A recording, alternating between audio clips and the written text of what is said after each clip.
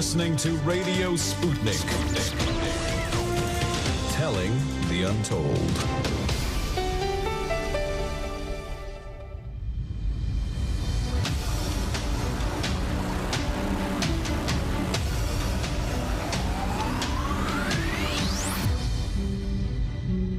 And we are live from America and just outside the Matrix. It is time once again for the show that brings you the truth behind the headlines. I'm investigative journalist Lee Stranahan, and this is The Backstory.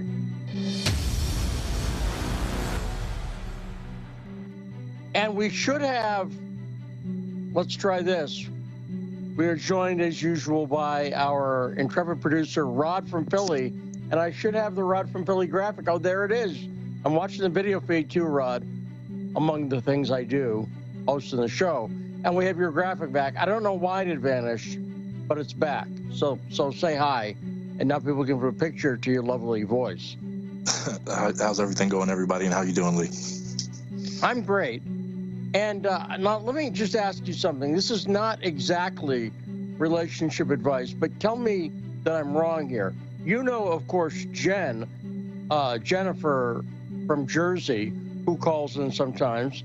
She was on last week with Jason Goodman. That was a nice little segment. It was nice to have her on with Jason. So you know who I'm talking about if I say Jennifer, right? Correct. Now, let me just ask you this. And again, I'm not saying anything, but I don't make it a requirement that any friends of mine ever listen to the show because that's weird. But I've asked her, you know, because this week is the first week we're doing the show solo again. So I asked her yesterday, did you happen to listen to the show? Because I want to see what she thought. By the way, I thought it was great. I thought, how did you think it worked having Jason Goodman as the co-host for the second hour yesterday?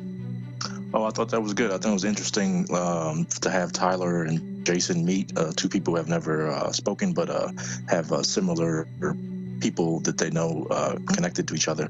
So they just never met and were able to speak about things that one or the other didn't know, and then we found a common place. Yeah, that was good. Also, because I know Jason doesn't like Roger Stone, so that could have gone badly. But it went fine. But here's my point. So I asked Jennifer, I said, did you happen to listen to the show yesterday? She said no. So I asked, the day before, I'd also ask her. Now, again, she's had COVID-19. She's been ill. She's moved recently. She's busy. And she's not under any obligation to listen to the show. But tell me I'm wrong. My conclusion now is that she was listening to the show mainly for John Kiriakou. You see what I'm saying?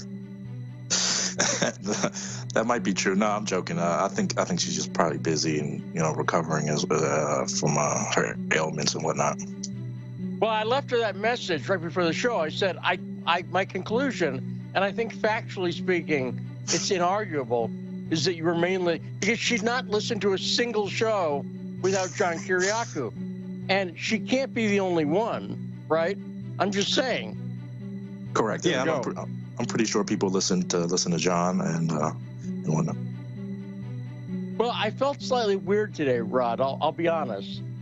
I was flipping. I was testing. By the way, the video feed is back and working, and we've got the wide camera, we've got the close-up camera, and we have the coffee camera, which is an innovation. It's a down shot. In case anyone wants to see the top of my coffee cup, which is a mason jar, by the way. It's a skull mason jar. Today, I got this at Halloween last year, and I like it. And but we have all those. We have the video feed working. So I was trying out the video feed to make sure it worked a couple hours ago, and I put on the video feed, and sure enough, there was John Kiriakou on Political Misfits with Michelle Witte. That's what the video was I was looking at, and I felt I've never actually had this experience, but I've heard about it. Have you ever had the experience of, like, there's a girl you broke up with, and then you're out, and you see her, like maybe at a restaurant or maybe out on a date with someone else? I've never had that happen, just because the nature of the way my life works. But I've heard of that happening. Has that ever happened to you, Rod? I've had it happen to me in reverse. I've been out with somebody else and got a text message from somebody saying, "Hey, I see you on a date with another girl who looks like me." So I've had it happen in reverse. Now, I'm not saying anything creepy here, although it's going to sound like it, but that's sort of the way I felt seeing John. It was odd seeing him on Political Misfits. And I really don't believe in monogamy anyway, but I really don't believe on it, you know, on the job. But it was a little weird seeing him with another host. Do you know what I'm saying? Does that make sense, or is that ultra creepy sounding? I think you're going to have to go to court with Michelle over rights to John. Well, so far, I'm not doing well on the custody front. By the way, I got to point out, we got two great guests today. Once again, fantastic job on your part, Rod.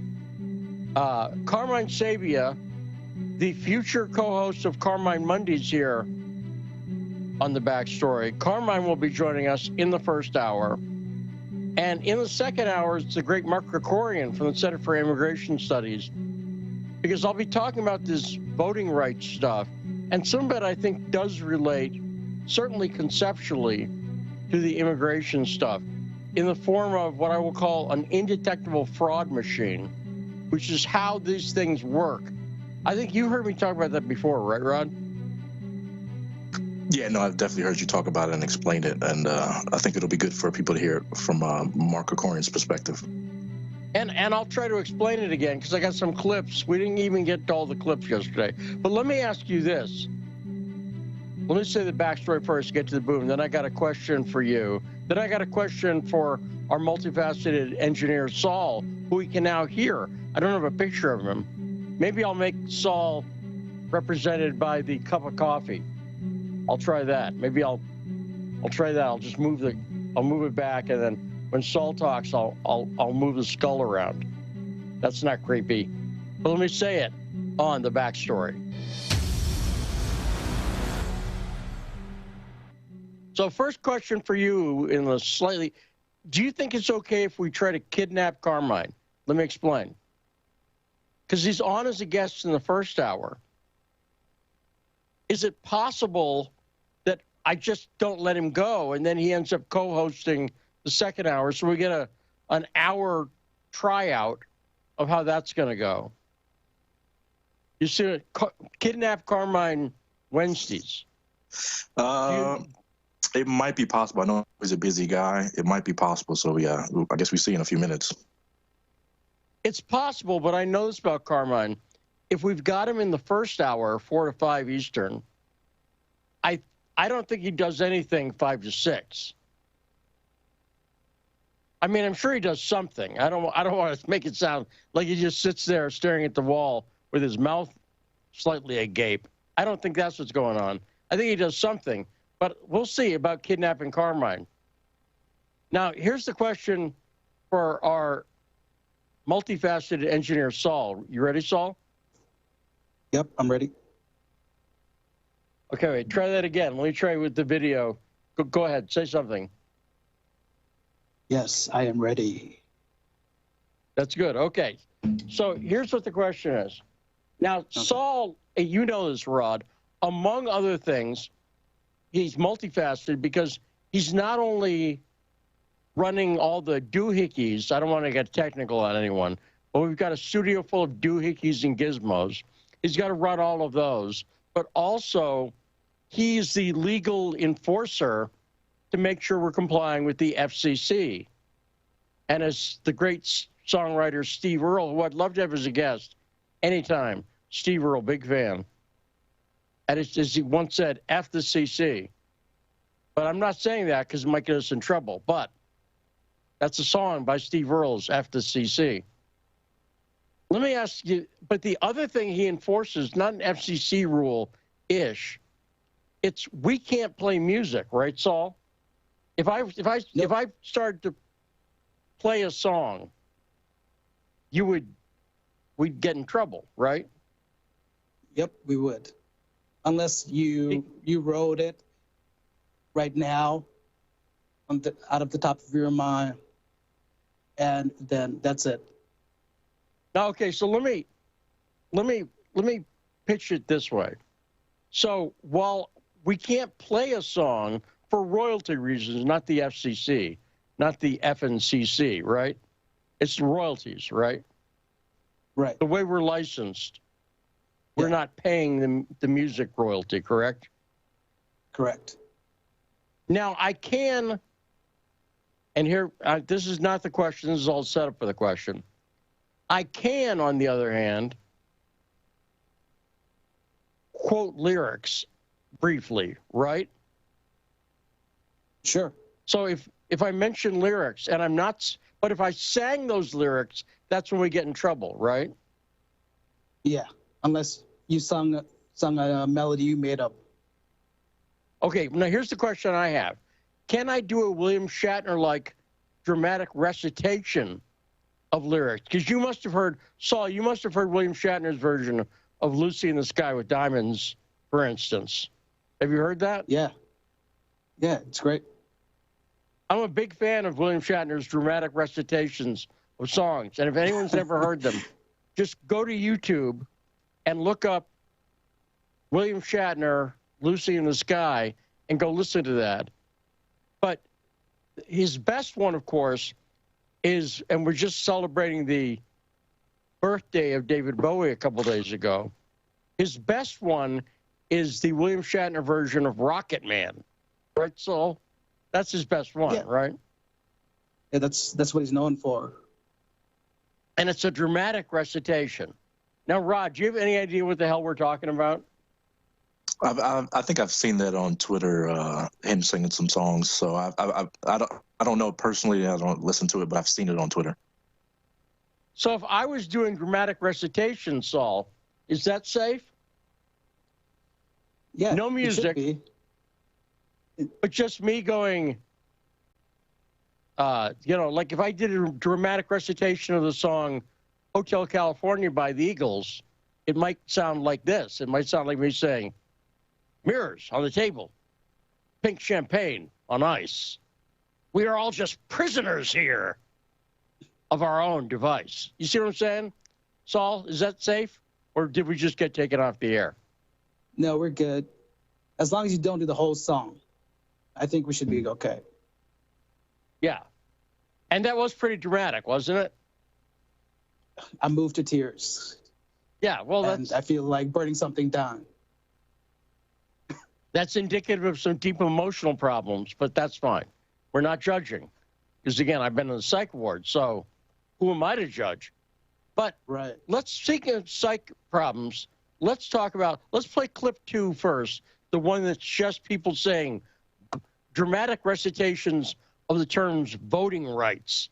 Let's play that first, shall we? The news yesterday was Joe Biden's big voting rights speech, but the news does dramatic recitations of the term voting rights. Play that whenever you want to, Saul. Fresh push on voting rights legislation. Democrats are forcing a Senate vote on voting rights. Call to action to protect voting rights. Voting rights showdown. The showdown over voting rights. The big lie's corrosive effect on voting rights. This is a lie. Voting rights, Saul and Rod. Rod, what do you think? Voting rights? Agreed? Disagree? Disagree. Well, don't tell that to Joe Biden, because he was out yesterday in Atlanta after visiting what he called, I cut this part out, the crypt of Martin Luther King. Did you hear him say that? No, that's the first time I heard that part. He said yesterday, I should have left that part in, where he said, we visited the crypt of Martin Luther and Coretta Scott King. Now, that makes it sound ultra creepy, doesn't it? No, yeah, it does. That seems disrespectful as well. Right, but he said it. Now, also he elevated, but to make up for that, did you know Kamala Harris is now our president? Yeah, he keeps saying Kamala Harris or Kamala, however it's pronounced, nobody knows yet, that she's the president. I just spoke with the President Harris. Right, well, that's what they call her, like the great Sidney Poitier who we lost. They call him Mr. Tibbs. They call her President Harris. So let's get that ready, Saul. This is, now, if anyone was worried that Joe Biden was going to go over the top in pushing, and I'm going to talk specifically about what this, there's two pieces of legislation. H.R. 1, the Freedom to Vote Act, or whatever it's called, and then H.R. 4, the John Lewis voting rights extension. Those are the two pieces of legislation. So I'll talk specifically about what they are. But if anyone was worried that Joe Biden was going to get overdramatic and try to oversell this legislation, which we'll talk about what it is in a second. We'll talk about the two pieces of legislation. If anyone thought Joe Biden was going to oversell it, well, you won your bet.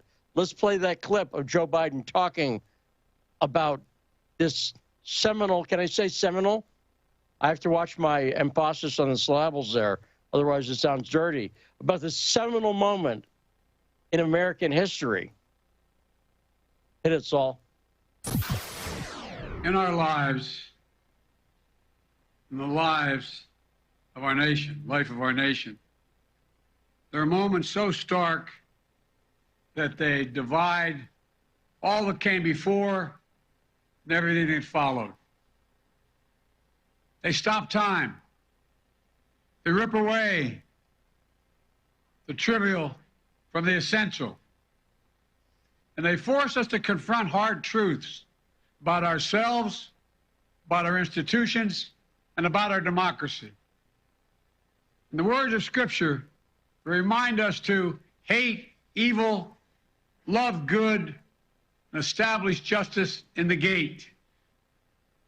Last week, President Harris and I stood in the United States Capitol to observe one of those before and after moments in American history.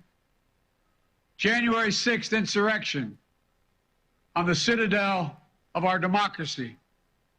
Today, we come to Atlanta, the cradle of civil rights, to make clear what must come after that dreadful day when a dagger was literally held at the throat of American democracy.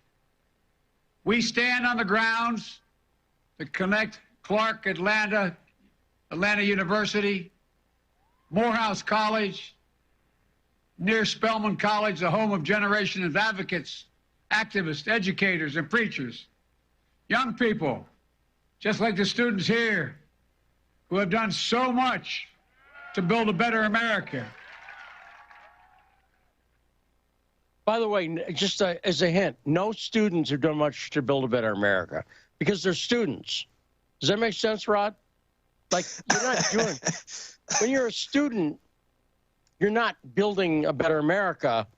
You're having beer parties and smoking out of bongs and trying to get laid. That's the main thing. There's some studying occasionally, but mainly you're hanging out. And again, you're a college graduate. You know what I'm talking about, right? Did you? No, I wasn't building much. Right. I'm just saying. But of course they applauded because he said something nice about them. Now, it's not fun to make fun of people with obvious physical and mental problems, but this is an occasion, Rod, where, as President Biden so eloquently said, a dagger was literally, he had trouble with those words. Did you hear that? Literary. It sounded like he was rhyming with Hillary, but a dagger was literally held to the throat. And he's a little over the top in that whole thing, isn't he, Rod? Yeah, I didn't see any daggers January 6th held to anybody's throat. So I don't know what he's talking about or what, you know. I wouldn't have clapped for that, so I don't know what those kids were clapping about. Literally or figuratively. That's what you're saying, Rod. But, or if you were Joe Biden, that's what you'd be saying. Because, you know, I'll tell you what I noticed. As everyone knows, I listen to a lot of newscasts to prepare for the show. And I didn't hear anybody playing excerpts from the Joe Biden speech on the news this morning. Usually that's what you'd hear. Usually you'd hear something like, this is NPR. Joe Biden spoke in Atlanta yesterday where he called for Hillary a change, you know, whatever they'd say. Then they play a clip, right? That's what they do. After listening to the speech, do you understand why no one was playing a clip, Rod? Does it make sense to you? Yeah, no, he didn't even sound. He didn't sound pretty well. He sounded actually kind of lethargic and confused a little bit of what he was reading. So I wouldn't have played a clip of him either if I was the mainstream media. Right, and here's what this is. So first off, he's saying that and by the way, this is all one song for Biden. Here's what the song is. January 6th was an attack on democracy. Much like they like talking about democracy a lot now. And the way to restore democracy is these voting rights laws, they're calling them. And they're tying it in, and they sort of relate to voting rights legislation, particularly the John Lewis one. I'll explain that in a second. But not really. And then that all ties into the foreign policy of America's pro-democracy. Forget the fact that the United States overthrew the democratically elected government of Viktor Yanukovych back in 2014 in the Maidan. By the way, you want to talk about insurrections? What happened in Ukraine in the Euromaidan? That was an insurrection. That was a democratically elected government of Viktor Yanukovych being overthrown in a United States-sponsored coup, right? That's an insurrection, correct? Yeah, no, that was, and the scenes of it are even worse. I mean, the protesters being shot and sniped, bodies being dragged for cover. And obviously they don't want to bring it up because Biden has some involvement, at least. Some is by which you mean he was one of the people behind it. So some involvement. But Biden was one of the people behind it. He was in some of these meetings that happened in the run-up to the Maidan are coming to light. But Joe Biden's been involved with the Ukrainians, the Ukrainian diaspora in the U.S. And, by the way, it's not just Joe Biden. It's the deep state. I've talked about Operation Paperclip before. Anybody, go over to the CIA archives. I dare you. Type in Operation Paperclip. Do a search in the archives for it. You'll see the United States was supporting Ukrainian war criminals, actual Nazi collaborators. But, you know, the democratic Nazis. Those ones, the pro-democracy ones. Because if we're behind them, they've got to be democracy. But it's all one thing. And what he's saying is, and he goes on to say in his speech there, is that January 6th was a threat to everybody's rights, but especially black folks. He basically doesn't come out and say especially black folks, but he kind of does. And he wouldn't say black folks, he'd say African Americans or people who are literally black or whatever he'd say, I'm not sure. But that's what he's saying. Now, what these two pieces of legislation are, H.R. 1 was introduced back in 2017, I think. And it's H.R. 1 because it was the first bill introduced by Democrats. And this is after Trump was elected. And they introduced it knowing that it would not pass. They knew that this is just the kind of thing they'd talk about, but it wouldn't pass. And so far, it still hasn't passed because people like Senator Joe Manchin has said he's not going to vote for it. Now, he is open to H.R. 4, the John Lewis Civil Rights Extension. But what both of these, do you know anything, Rod? I'm just going to say this. And if you do, it's because you looked it up. From listening to Biden speak about this and the Democrats speak about these laws, do you know anything about what these laws specifically do? Seriously. Oh, from hearing them? Yeah. From listening to Biden and the Democrats, no, you wouldn't know what they're talking about because they're so vague. But it's pretty much the federalization of voting. And, you can't, if it's racist to not have 24-hour voting and drop boxes that are unsupervised. That's 100% racistly. Well, that's a good summary. What's happening is, for instance, the John Lewis H.R. 4, that one, the John Lewis, this goes back to the original Voting Rights Act in 1964. And what the original Voting Rights Act said in 64, so now that's a year before I was born, so 57 years ago. What that said was certain states had to get federal approval before they could change their voting laws, okay? And a few years ago, 2013, I believe, not looking at my notes, the Supreme Court said, that's enough. You can't do that anymore. You can't have the federal government approve states. In other words, the power of voting in our Constitution is given to the states, right? It's not a federal, it's a state thing. And that's Correct. The way the Founding Fathers did it, because they knew that people in federal power would want to try to twist things for their own purposes. Hint, hint. That's what Biden's doing here. And so the Supreme Court came out in 2013, and this is the concept of pre-clearance.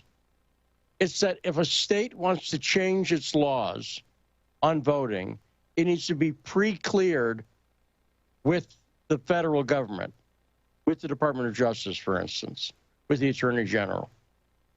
And the Supreme Court in 2013 said, no, stop, you can't do that. We're a long way away from the Voting Rights Act in 1964. And now what they're saying is, let's bring that back.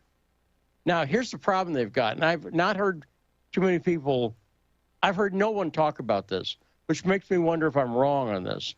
It seems to me like this would face exactly the same Supreme Court problems that the law faced in 2013.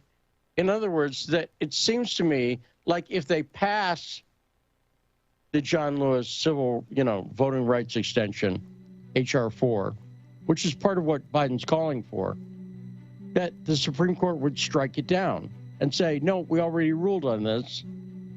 This is not legal.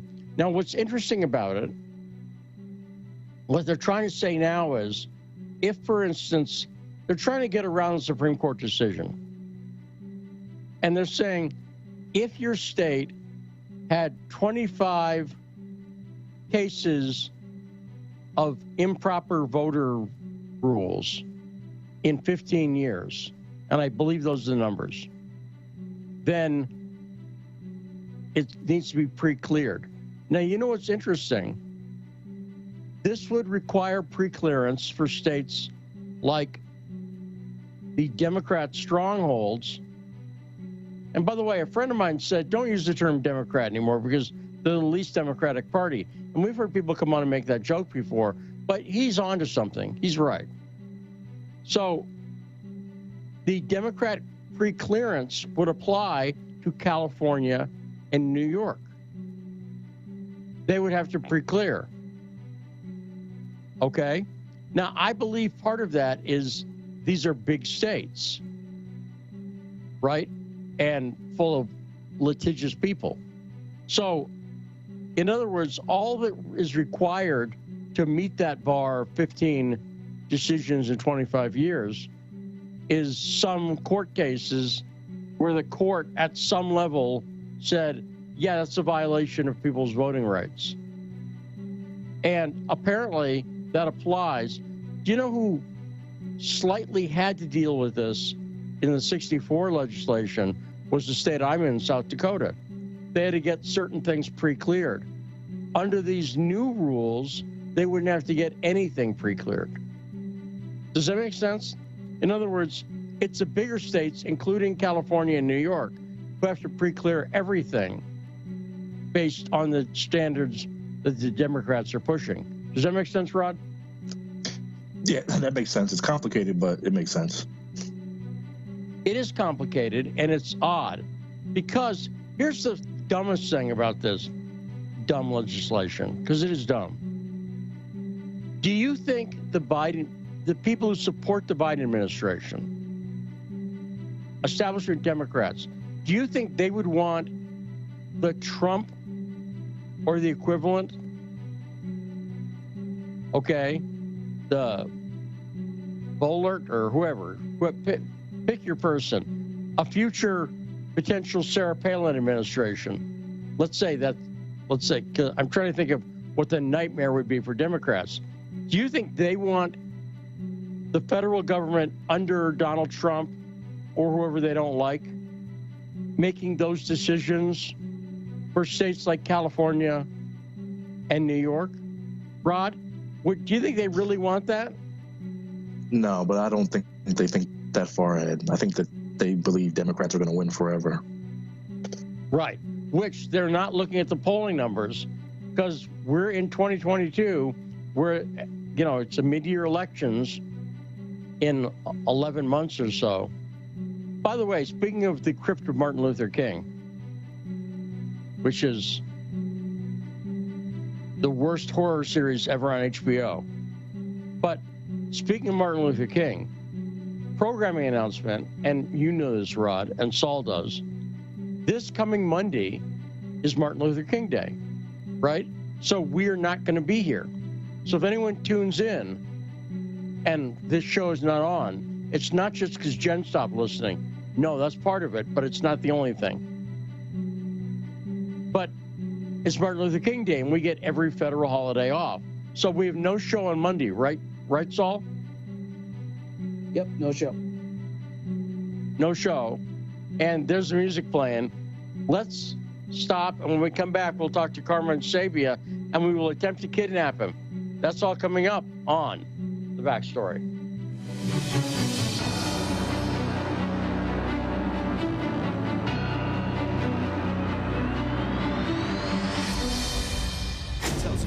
Want to talk? Get in touch with us at radio@sputniknews.com. So, Sean, what do you want to talk about today? Well, Bob, that's easy. I want to talk about the need to stop the development of self-driving cars. Again, Sean, you're driving me nuts. I think the self-driving car thing's already out of the gate. No. It's never too late. See, now the leading experts in the field, just pick one, whichever one, leading experts have repeatedly warned us about the dangers of artificial intelligence. Look, I'm telling you, man, we have to stop the robots by any means necessary. I see what you did there. Yep.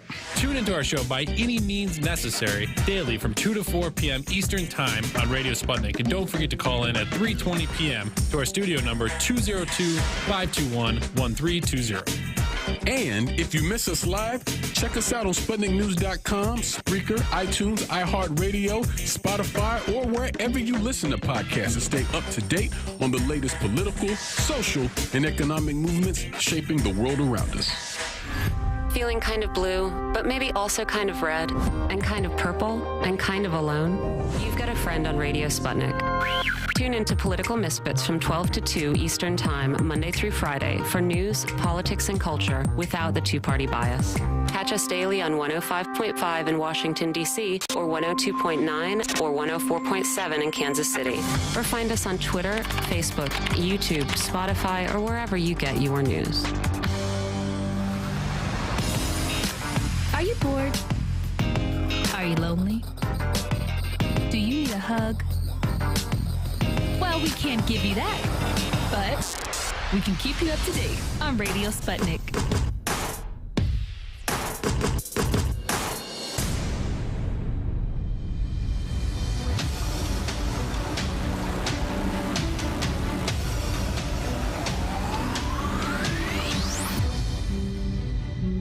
And we are back, 105.5 FM, AM 1390 in Washington, D.C.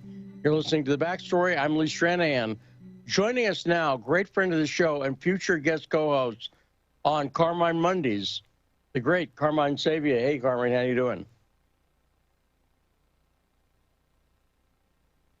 That seems like dead silence. Not off to a great... Oh, I'm so sorry. I had you muted. Well, you know, that describes my marriage. But Carmine, welcome to the show. How you doing?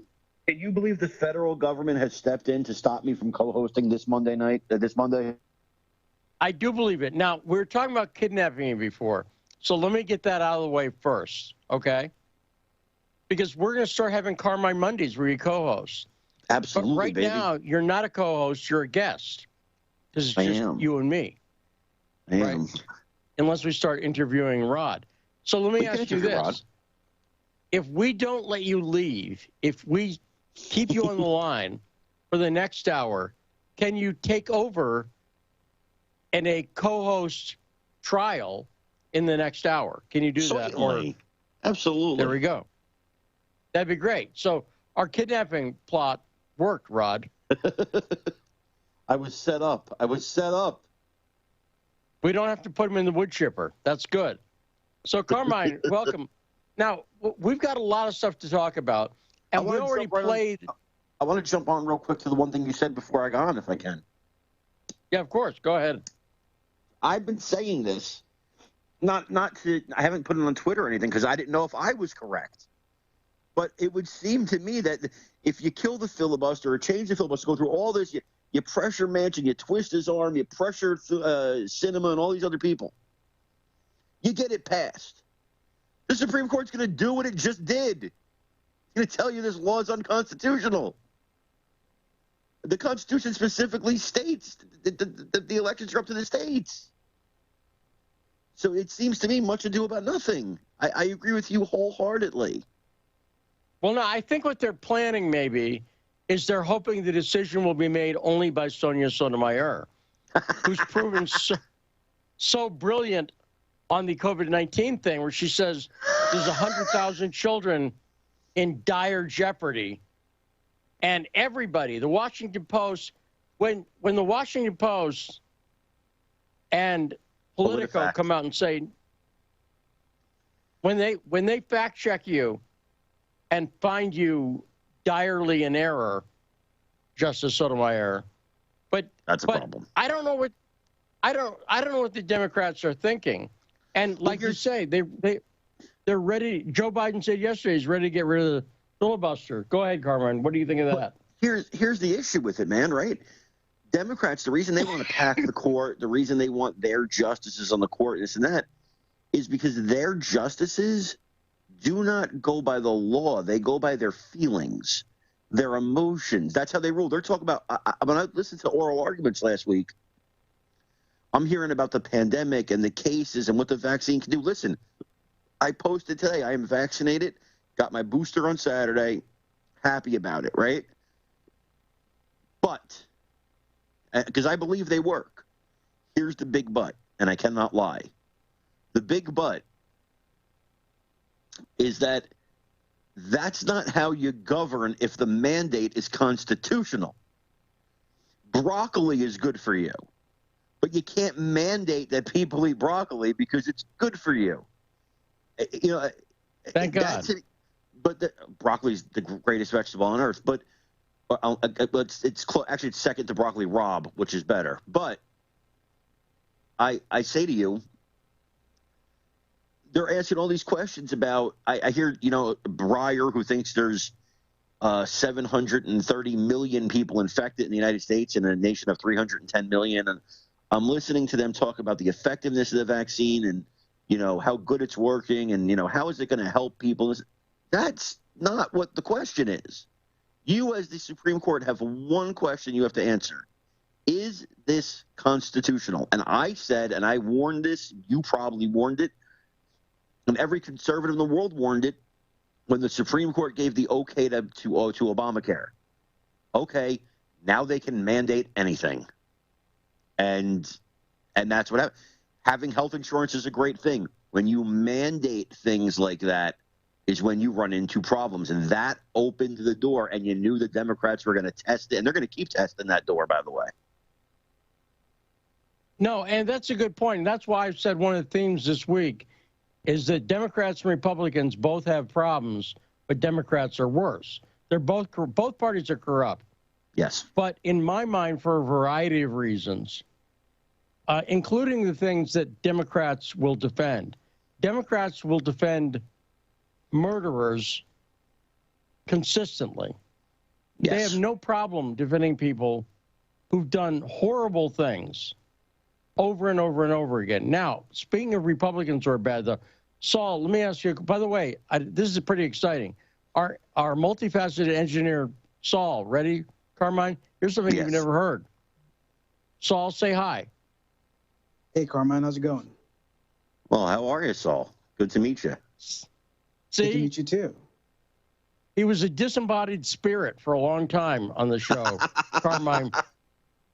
But now we have the voice of Saul joining us. Saul, do we in fact have the clip we didn't play from Mike Rounds yesterday? Yeah, give me 1 sec.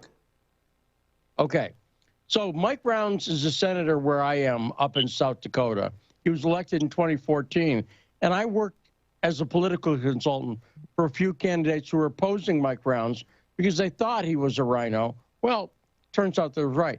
He's the guy who went on George Stephanopoulos over the weekend and said the 2020 election was fair, which, without getting into the weeds of the voting, what I've said is the fact that they buried the Hunter Biden laptop story, which showed Joe Biden was getting kickbacks from Hunter Biden. That's proof of that on the laptops. And the guy, Tony Bobulinski, who was on that email chain, even though he came out and did a press conference, said, yes, this is legit email, that story got buried right before the election. Now, do you think that if such a story, if there were proof on a Eric Trump laptop somewhere that Eric was doing foreign deals, which I don't think there's any proof he's done any foreign deals like that, and giving Donald Trump a kickback, do you think that would have been all the media was talking about in the run-up to the election? Absolutely. Right?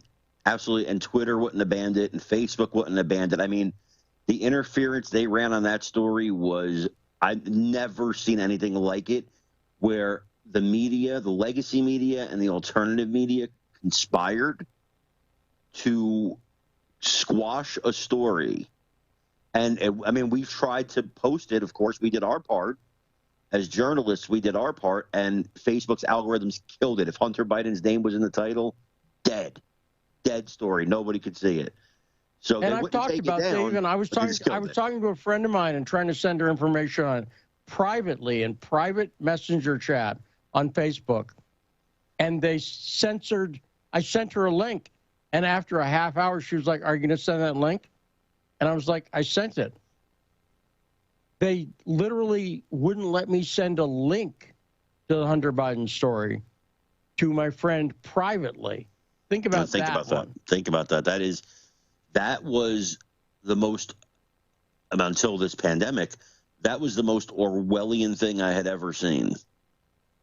And so whatever you say about the voting, and by the way, anybody who trusts the voting system, liberals have been talking about this for years, right?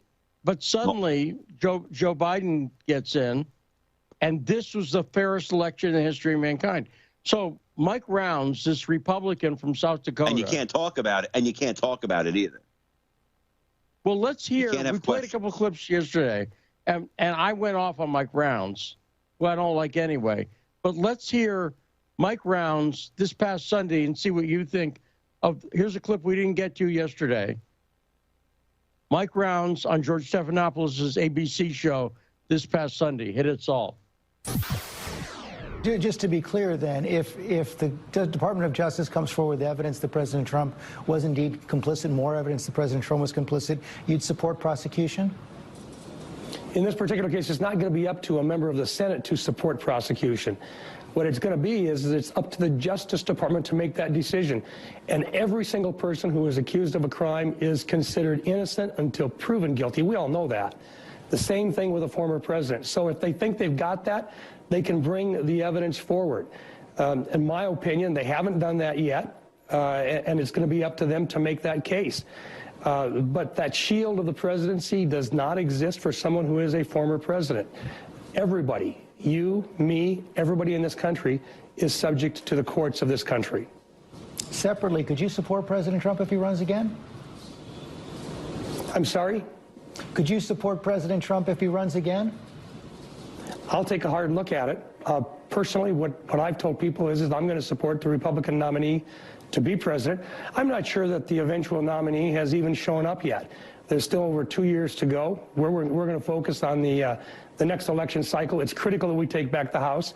It's critical that we take back the United States Senate. And based upon that, then we'll decide who our nominee for president is going to be. Senator Brown, thanks for your time this morning. Now, I'm going to argue, Carmine, that this is part of the problem with Republicans. Did he actually say a damn thing there? No, nothing. Right.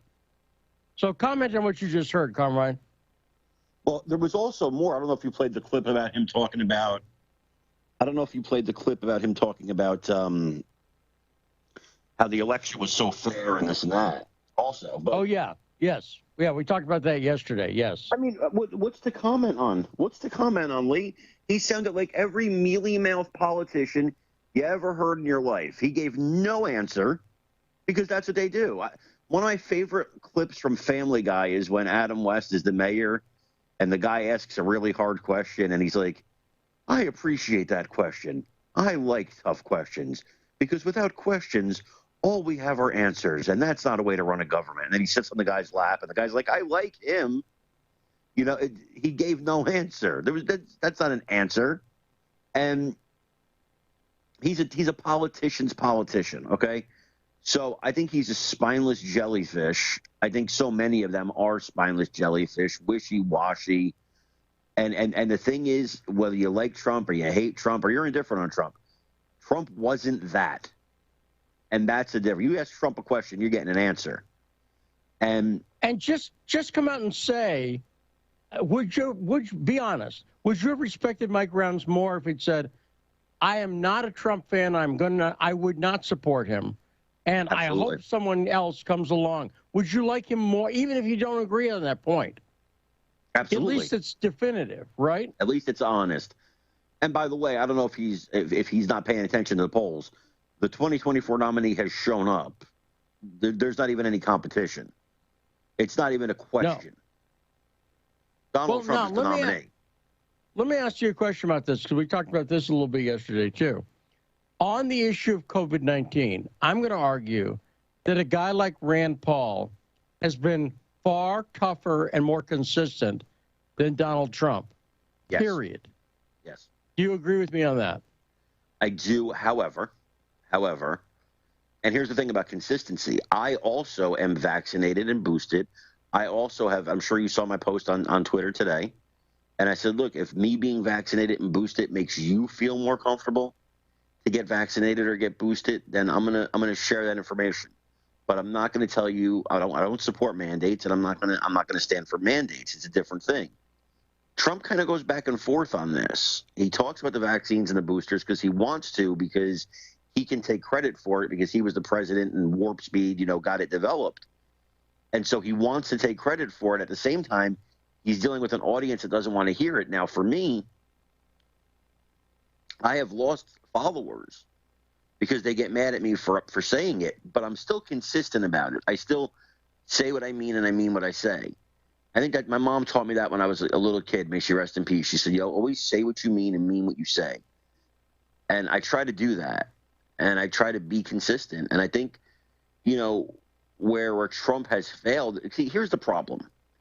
Trump, everything's personal with him. So if he's going to say something about Fauci, it's not about how Fauci's managing the pandemic. It's not about gain-of-function research at the Wuhan laboratory. It's about Fauci was a jerk to him. So he hates Fauci, and that's the problem. Everything's personal. No, I agree with that completely, and that is, I think, part of the problem with Trump. And I will say that if Rand Paul chose to challenge Trump and stayed focused on the COVID-19 issue and say, Trump did not send a clear, consistent message. He said he's against mandates, but the next sentence he comes out and says something different. I think he'd go further than he went in 2016. I have a better shot of being president than Rand Paul has of beating Trump in the primary. Now, why do you say that? Because I'm not disagreeing, President Sabia, but why do you say that? There's no chance.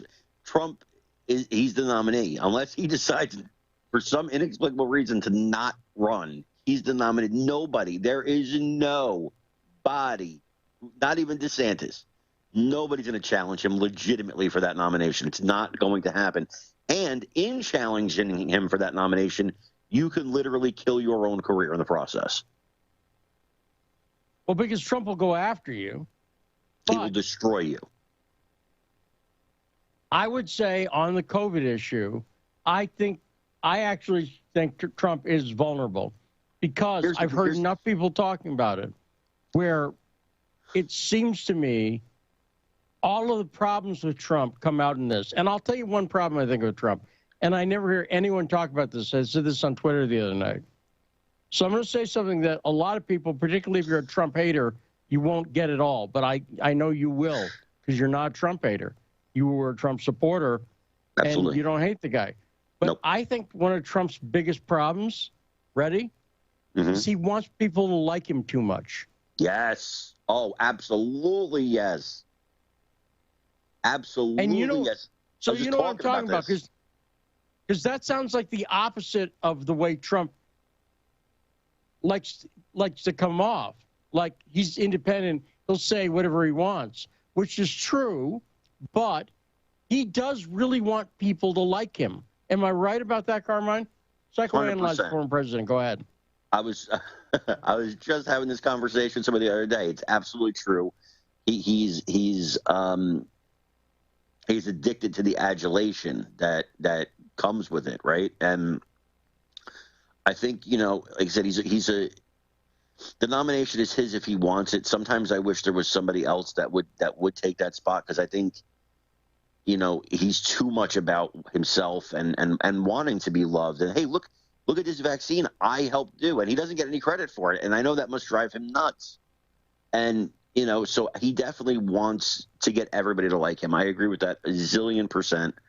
Now, the thing about Rand Paul or Ted Cruz, Lee, is if every voter in America was like me and you, they study the issues, they watch the hearings, they hear the speeches, they know the positions and the things people stand for, then it's a wide open race. The reason Trump can't be defeated is when I was in pro wrestling, there's a term called cutting a promo. Trump cuts a promo better than anybody. So Rand Paul could sit there and hit Trump with 10 facts, and and Trump will turn around and be like, "You look like a troll or an Oompa Loompa," and that'll be the top story. Trump says Paul Oompa Loompa, and everybody's laughing at it, and nobody cares what Paul said about anything. Trump doesn't have to talk about any issues. He doesn't. He just has to cut a good promo. And by the way, I think from now on we should call Saul DJ Sizzlin' Saul. When you said hit it, you hit it, Saul. Hit it, DJ Sizzlin' Saul. I like that. Saul, do you have a comment on what Carmine wants to call you? I dig it. Okay, there we go.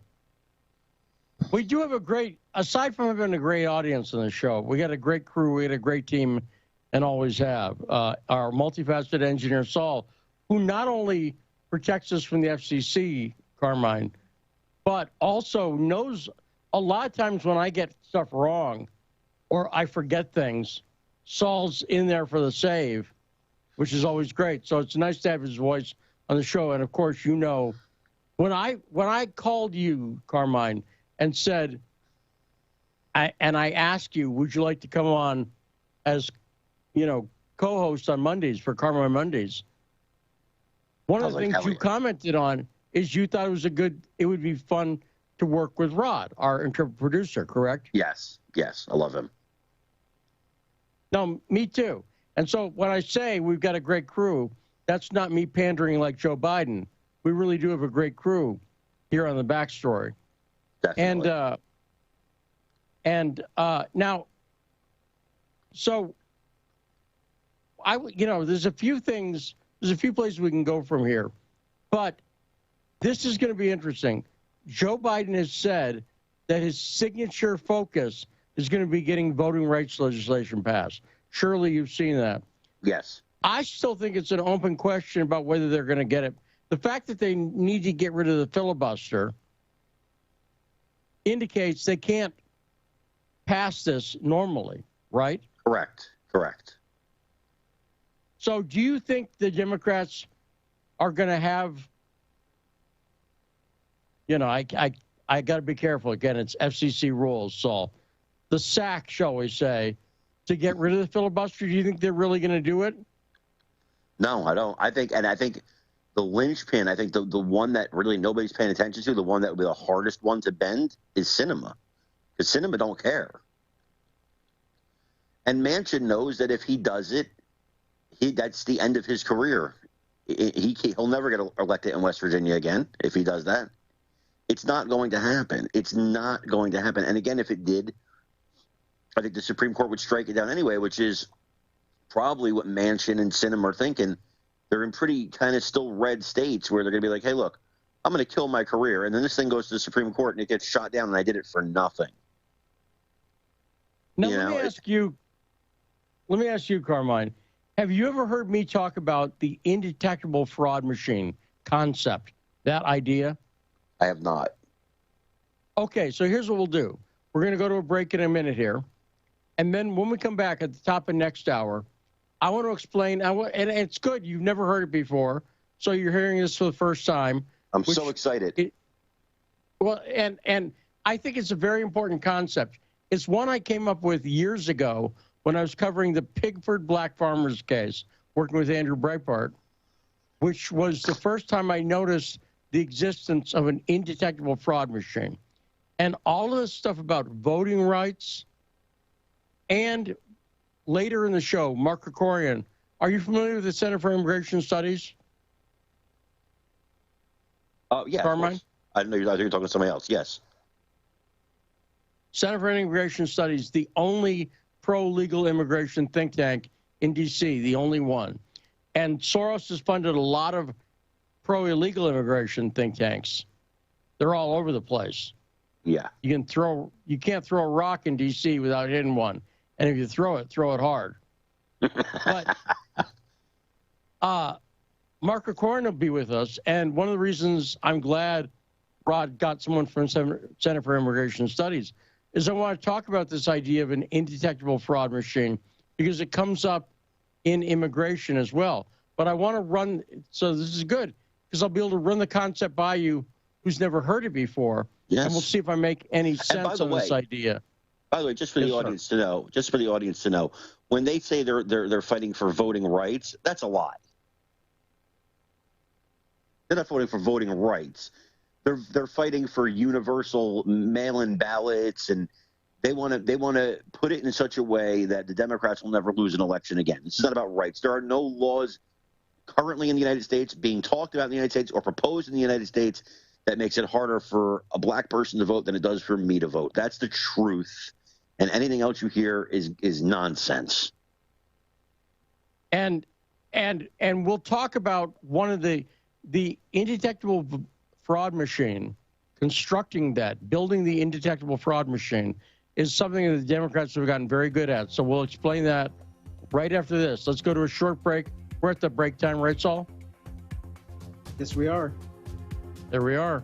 Take a short break. When we come back, Carmine Sabia will be with us as the guest host for the second hour of today's episode of The Backstory.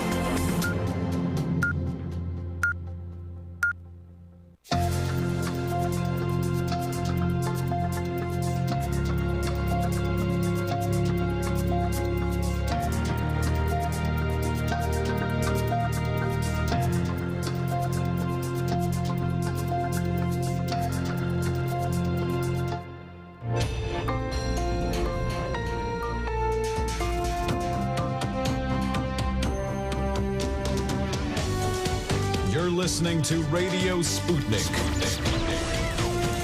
Telling the untold.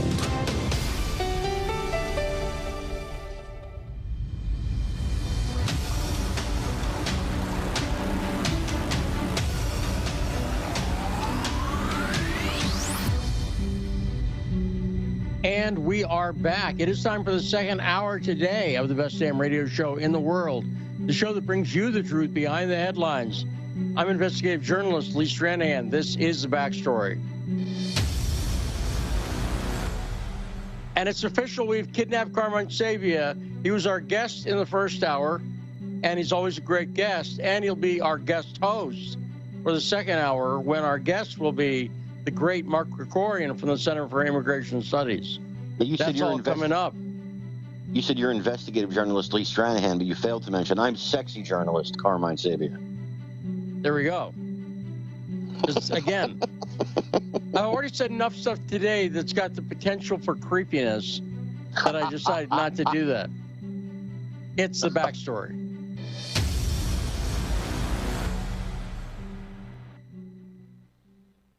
So let me, before I get in and explain this concept, I want to do something I don't do it enough, because there's nothing keeping me from doing it. And I just don't do it because I'm not comfortable doing it. Let me pimp my own swag for a second, because I don't do it enough. Every time Ted Rawls, for instance, I go out of my way to make sure we mention his website, because I love having Ted on, and I like to support the people who come on the show. So I come on the show, so I'll support me for a second. I have two classes we're launching over the weekend.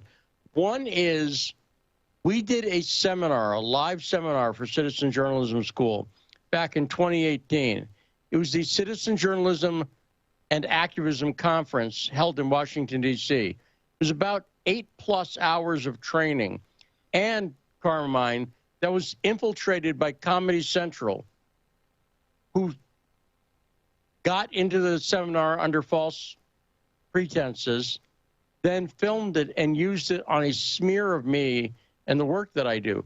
They literally had me saying the opposite of what I say. And they were making me out to be a person I was not. But anyway, I found all that footage. And it's like an 8 to 10 hour seminar that covers a variety of subjects in citizen journalism. And it's a very good event. And we're going to make that available for the first time as a separate class that people will be able to sign up for under $100, possibly just under $100, by, you know, like, I mean, $99.95, that kind of, you know, when I say under $100, that could be what I mean. You know, the way people do the pricing. But that's going to be coming out. The other thing is I launched, Carmine, a 24/7 streaming radio station in the past couple days. It's on YouTube 24/7. And I'm going to do a class where I show you, whoever you is out there, how to set up your own 24/7 streaming channel on YouTube, and how to avoid some of the mistakes I made, how to do everything from creating graphics, licensing music, so Saul doesn't get you in trouble, just saying. And that's another class. And tonight, because it's Wednesday, I also do my Crowdsource the Truth show with my friend Jason Goodman called High Dive. And we'll be talking tonight about why Democrats are worse.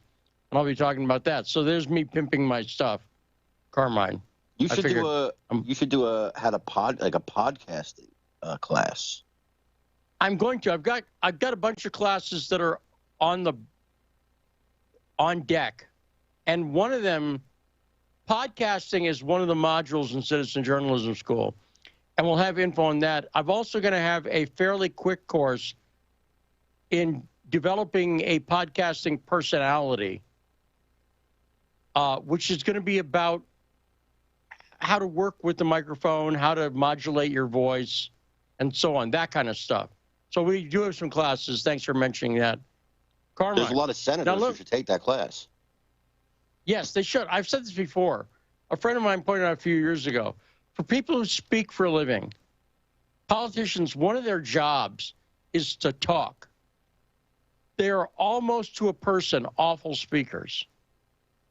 Have you noticed that, Carmine? Few exceptions. You got Ted Cruz, I think, is exceptional speaker. And then, you know, as far as developing personality, you got Trump and AOC and people like that have that swag, that it factor. But I would say 95% of your politicians, you know, halfway through the first sentence, you're asleep. Did you see Sarah Palin got attacked over the weekend for saying she did an interview and she said AOC is obsessed with sex? Now, the reason she said that is because AOC said a few days before Sarah Palin said what she said, AOC said the reason Republicans don't like her is she won't have sex with him. By the way, do you like AOC because she won't sleep with you, Carmine? Is that your main objection? That definitely. That is the first of all. I've seen her boyfriend, and I'd be a vast improvement. I'd find it hard to believe she would say no to me, but I would say this. I wouldn't. The thought never crossed my mind that I'm going to disagree with her. Well, let's put it this way. I disagree with Nancy Pelosi a lot, too, and I certainly don't want to have sex with her. So, same for Chuck Schumer. I've never looked at Chuck Schumer and said to myself, oh, baby. So, you'd like some of that, is what you're saying. Give me some of that. So, I mean, break me off a piece of that Schumer bar. You've never said that. Just checking. I disagree with a lot of people who are not very attractive. And I disagree with her because she's a mope. That's why I disagree with her. Here's the problem with sleeping with Nancy Pelosi, by the way, and there are many, so I'm only going to mention one. Wow. Is that she turns to dust in your hands. You see what I'm saying? Man. I liked her better when she played Mumra on the Thundercats. Right, there we go. And someone pointed out, they showed a picture of Nancy Pelosi and Michael Jackson. Oh, no. And there is a similarity, I'm just saying. In the uber thin. Yes, I'm thinking of it in my mind right now. Post whitening surgery, Michael Jackson. Right? There is a similarity. Aside from Nancy Pelosi and the Crypt Keeper, which is the obvious one. But so Sarah Palin came out and said that AOC was obsessed with sex. And I think that's a fair criticism, given the fact that AOC had said that the reason people don't like her is that she won't sleep with them. So then what they did was they showed their fairness and attacked Sarah Palin. Well, now by the way, that same excuse. Palin's a good-looking woman. When she was running for vice president, I mean, she was a smoke show at that time. I mean, you know, she's younger at that time. She's still beautiful, but I never heard her say, well, gee, the Democrats are attacking me because they want me. Right, and I've had Sarah Palin introduce the film I was in, the Steve Bannon directed Occupy Unmasked, good film, and she introduced it. And I just got to see Sarah Palin. I've seen Sarah Palin up close a couple times, and let me just say this: nothing wrong with that. Beautiful woman. You know what I'm saying? Absolutely. Right. And she's also good looking, and seems like she'd know her way around a rifle, particularly if there were bear around, right? Am I correct? Correct. She would protect you in the apocalypse. Absolutely. She just wouldn't be sitting there putting on foundation and rouge or whatever the hell women do. I don't know what they do exactly, but yeah. Like you don't put on foundation and rouge. Right. She'd be cleaning the guns and frying bacon out in the wilderness, right? That seems like Sarah Palin. Definitely. So the indetectable fraud machine is a concept I came up with, Carmine, a few years ago when I was covering the Pigford Black Farmers scandal. Now, are you personally familiar with the Pigford Black Farmers scandal? I can't tell you the volumes I've read on the Pigford Black Farmers scandal. So this is a multi-billion-dollar government program. I'm being sarcastic. The idea, well, you should know about it because billions of tax dollars were spent on this, and it was horrible. And when I met Andrew Breitbart This is the first thing he and I worked on together. Well, now you got to understand, when you were doing that, I was very young. Sure. Everyone was. So educate me.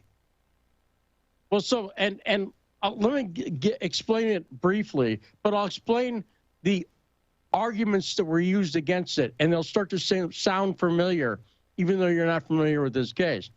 So the Pig for Black farmers scandal was that there were farmers who were discriminated against by the USDA, and they were suing. There were black farmers who were discriminated against. And at the time, there were about 700 black farmers in America at that point. And they were suing the USDA, fair enough. And I believe they were discriminated against. But then what happened was there was a lawyer named Alexander Pires, white dude, down in Louisiana. He got involved, and they realized that the amount of fees they would make on 700 farmers wasn't that much. You follow me? It was something, but it wasn't that much. Here we go. So they changed the standard. The standard was that you had to prove that you were discriminated against. Like, you'd show paperwork. I went to this USDA office, and they turned me down or whatever. And what they changed it to was anybody, if you were black, you could get $50,000. And the proof that you were discriminated against is that there was no proof that you went to an office. Because what you would do is you'd say, I went to the office. They said, we're not helping you, and they threw the paperwork away. So there was literally no proof required that you ever tried to farm, ever. And so you told me a lawyer got involved. I knew this was going somewhere. That's right. And the number of claimants went to about 90,000 people. And literally, they could get 50 grand for claiming they'd attempted to farm. And that was it. And of course, it was a scam. And by the way, the people who got screwed the most were the real farmers who, because there was paperwork, their claims were turned down. This was a big story that we worked on. But this is the argument against it. And see if this sounds familiar. What they would say is, well, there's no proof of fraud. Show me the proof that there's fraud. But you couldn't show the proof. You couldn't show the proof that there was fraud because literally all you had to do was say that you attempted to farm, and that was it. And I realized they had built an indetectable fraud machine. And then they would say, hey, no fraud was shown, no fraud was proven in this case. Does that sound like the election? Exactly right. That's exactly right. So when I tried to explain this to people, I said, imagine if they said, starting tomorrow, you no longer need to show ID to get liquor. There's no ID requirement to buy booze, okay? And then a week later, you said, I'm worried that a lot of 17-year-olds are buying booze now, right? Okay. And someone said to you, wait a second, prove that there's a single case of a 17-year-old buying booze. And of course you can't. You literally can't because they didn't check ID. Right? Wow, that is genius. And that's a machine that's intended to bury fraud, right? And Here's what I think you should do, Lee. Here's what I think you should do, and I mean this. Do you ever see the I can't think of their name off the top of my head, but those videos that come out, PragerU? Yeah. I think you should do a PragerU style video explaining this so that people like me and others can share this on our social media and explain basically, you know, in layman's terms, exactly what the Democrat Party is doing and has done. I think you should do a video on that. I really think you should do a video on this. I think it'll go viral. And I think it'd be a great idea. Well, thanks very much. And by the way, you are obsessed with sex because you use the term layman. I'm just saying. You see, there you go.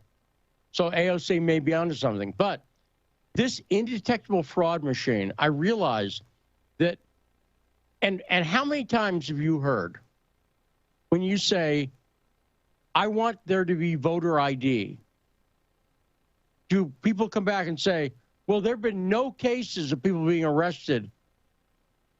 Well, that's the whole point, right? Yes. One of the things about it is that how would you know somebody is committing voter fraud if you don't require the ID? Does that make sense, Carmine? Absolutely. There's no way to prove it. Because you can't say, well, he used Jim Johnson's ID. Right. And that, the point of the exercise, that's why I call it an indetectable fraud machine. Once you establish, once you set the machine in motion, that's going to make detection impossible, right?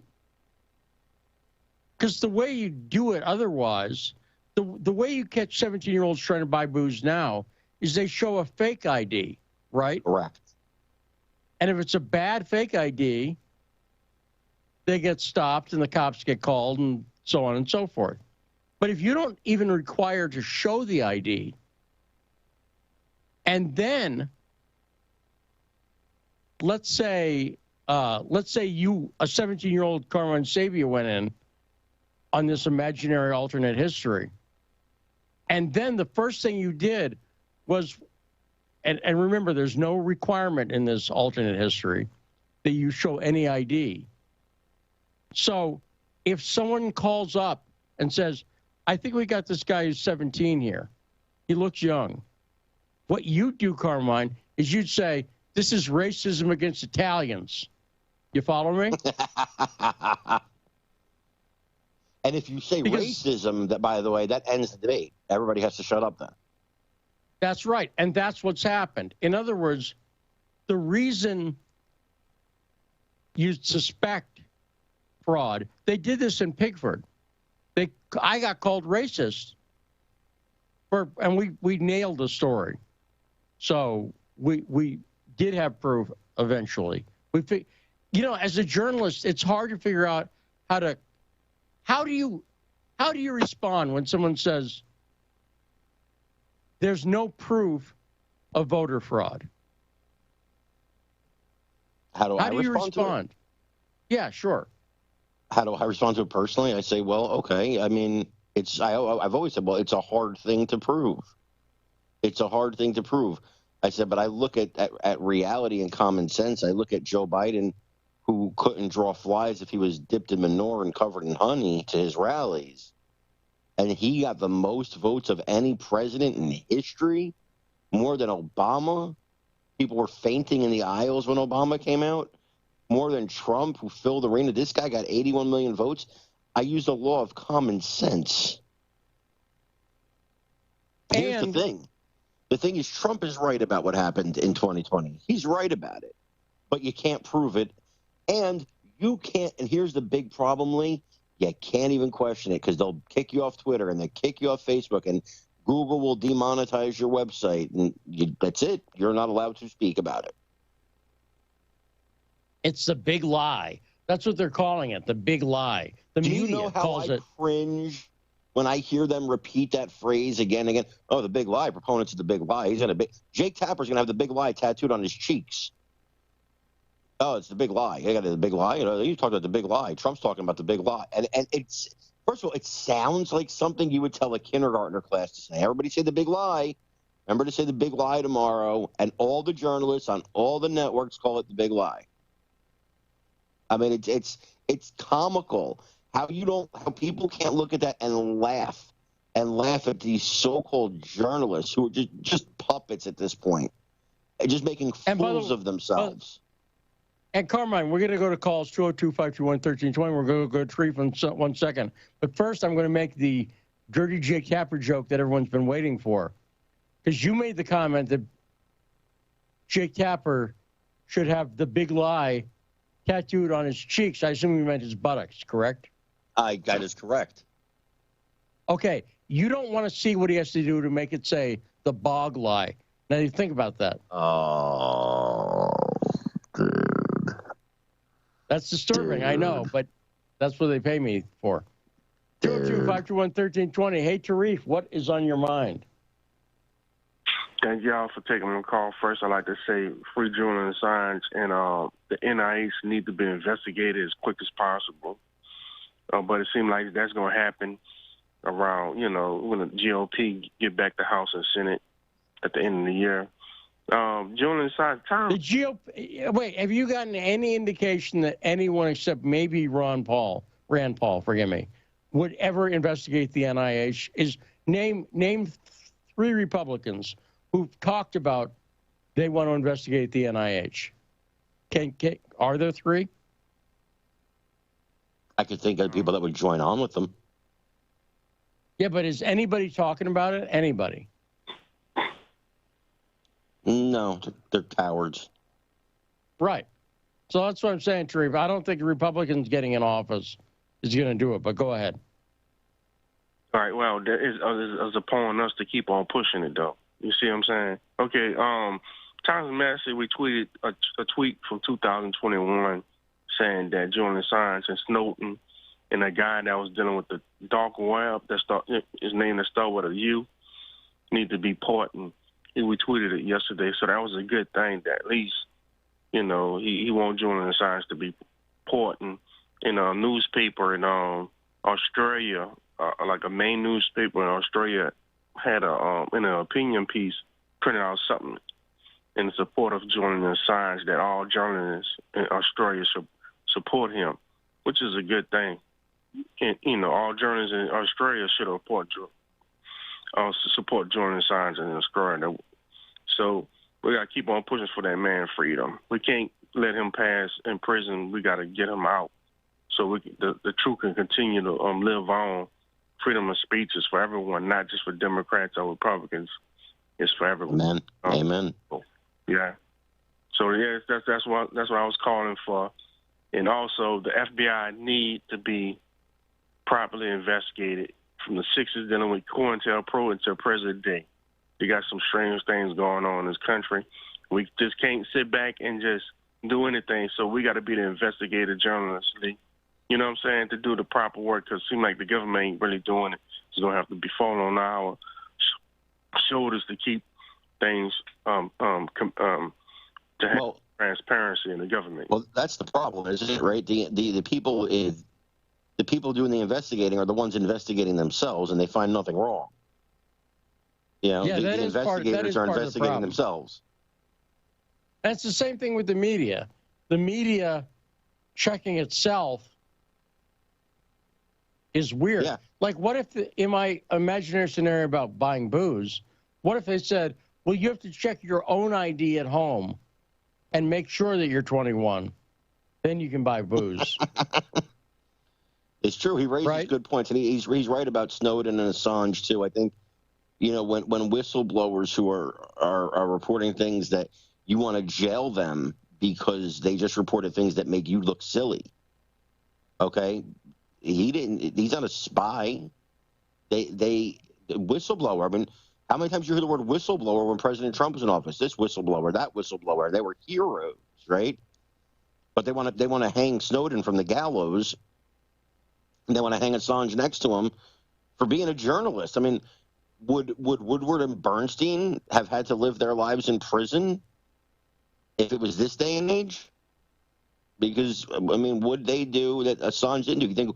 You think if Woodward and Bernstein were not alive, they are alive, but young and doing their thing today, and they got the information that Assange was able to get, they wouldn't have ran with that story? Well, there was a middle period of Carl Bernstein where he wrote some great stuff at Rolling Stone, actually.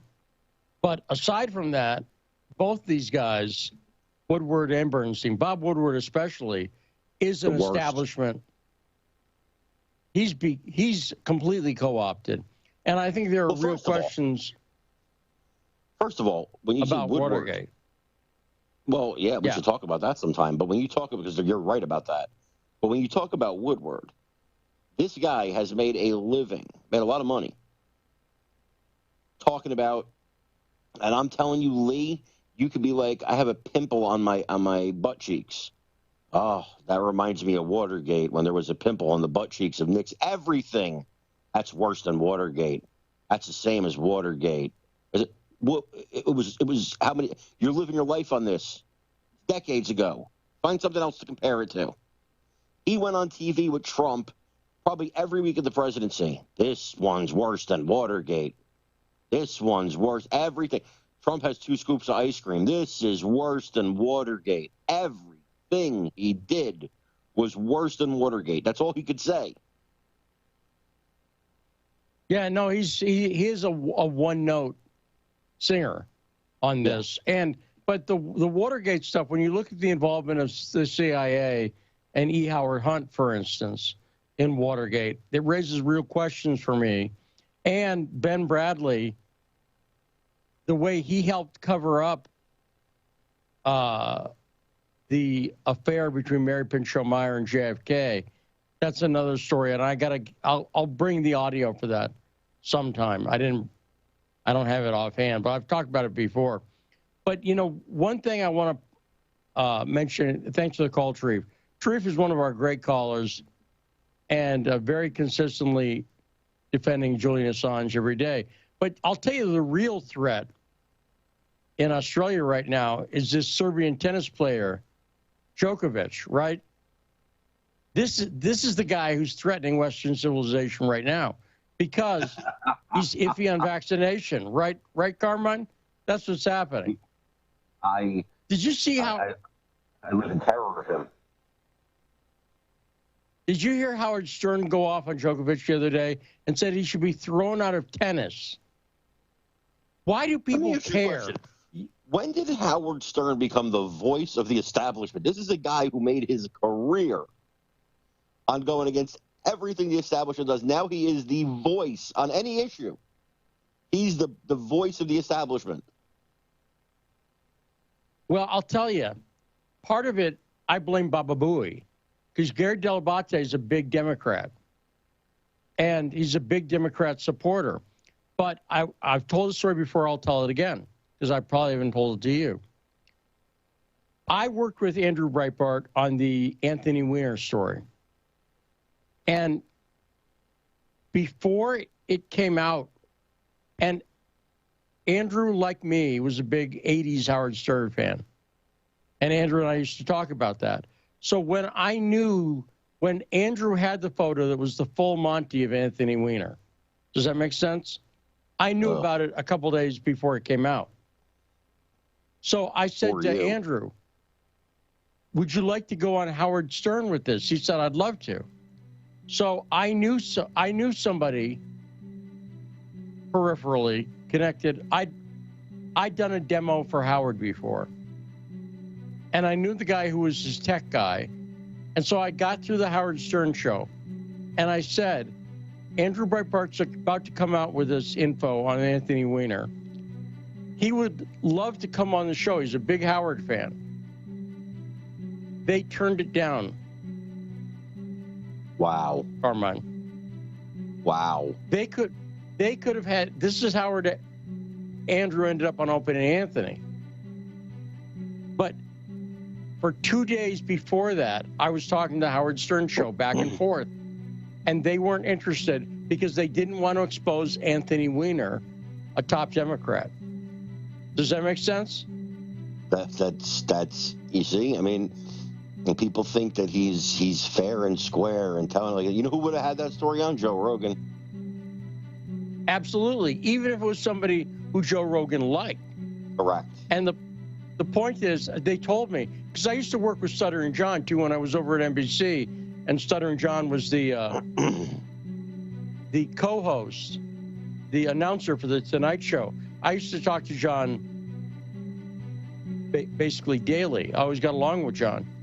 And I mentioned it to him, and he told me, he said, because I knew this from listening to the show, he said, yeah, they were never going to run that. He said, Gary Delabate, Baba Booey, Flunky. Gary Delabate is a big Democrat, and Stuttering John told me, he said they were never going to run that. And Howard, do you know who used to live on the Jersey Shore with Anthony Weiner, by the way? Do you know the answer to this one? Then we'll go to break. I don't know. He shared a house on the Jersey Shore with him. Jon Stewart. Oh, wow. Look that up. Jon Stewart and Anthony Weiner. You know how guys they'll split rent on a place down by the Jersey Shore for the summer. You know what I'm talking about? Absolutely, of course. Yeah. Right? Jon It's Stewart, very common. Jon Stewart and Anthony Weiner were housemates one summer on the Jersey Shore. Look that up. Anybody can look that up. When we come back, the great Mark Krikorian from the Center for Immigration Studies and Carmine Sabia guest hosting here on The Backstory.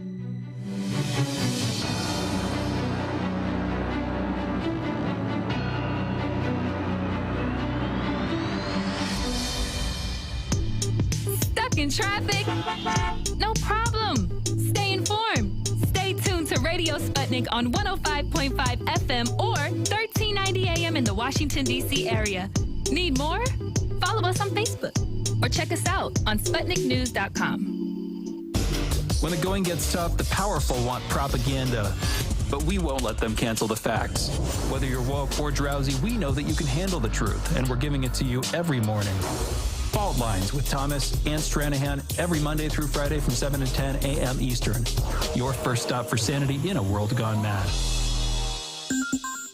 In a media landscape filled with so-called journalists acting as stenographers for their billionaire bosses, there is a desperate need for news, analysis, and perspectives that buck the status quo and get to the heart of how domestic and international events impact you and me, as well as showing how we can get involved in the struggle to change that status quo. Check out By Any Means Necessary on Radio Sputnik, Monday through Friday from 2 to 4 p.m. Eastern, to hear the stories and voices that mainstream media refuses to tell you. And join us as we connect the political, social, and economic movements shaping the world around us. That's By Any Means Necessary, Monday through Friday at 2 to 4 p.m. Eastern, right here on Radio Sputnik. Hi, I'm political analyst Garland Nixon. And I'm political scientist, author, and nationally syndicated columnist Dr. Wilmer Leon. We're the co-hosts for The Critical Hour, airing Monday through Friday from 6 to 8 p.m. Eastern Time here on Radio Sputnik in Washington, D.C. We close out your day with a thorough and hard-hitting analysis of the day's top stories, where we bring in brilliant scholars, authors, and investigative journalists from around the world. And on Fridays, it's panel time, when we do a roundup of the week's most important issues. Join us to keep up with the world's top stories. Enjoy an in-depth analysis. And have a little fun along the way. Listen to our show, The Critical Hour, Monday through Fridays on Radio Sputnik.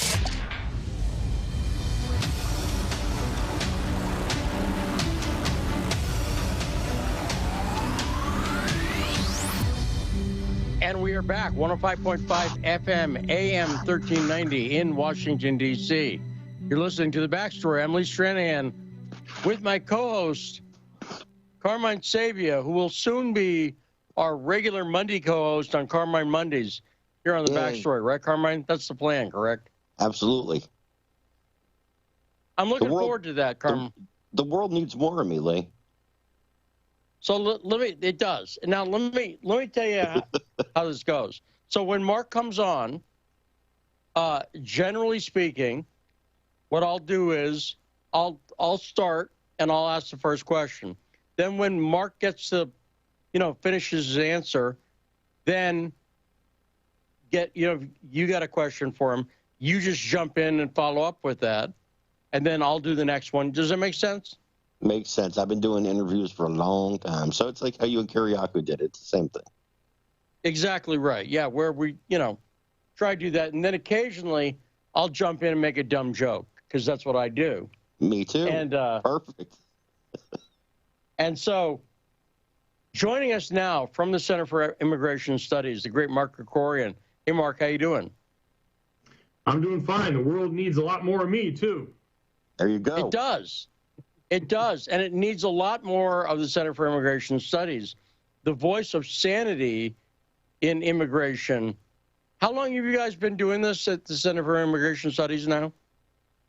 CIS was started in 1985 by a retired Foreign Service officer, and I've been running it since 1995.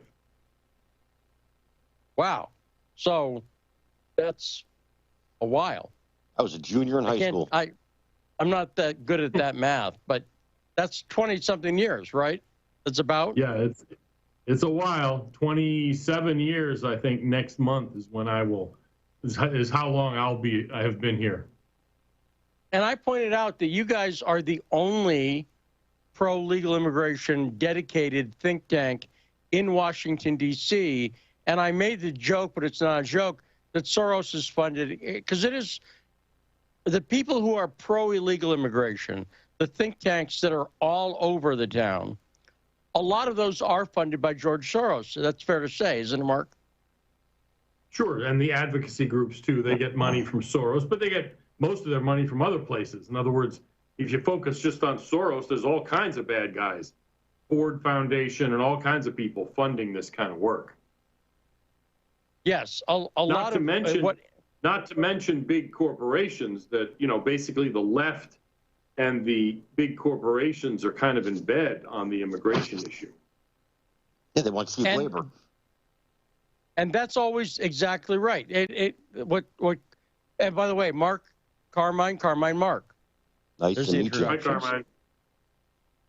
So Carmine, what Carmine said there about cheap labor, that is the reason why groups like the Chamber of Commerce are in favor of comprehensive immigration reform. Is it not, Mark?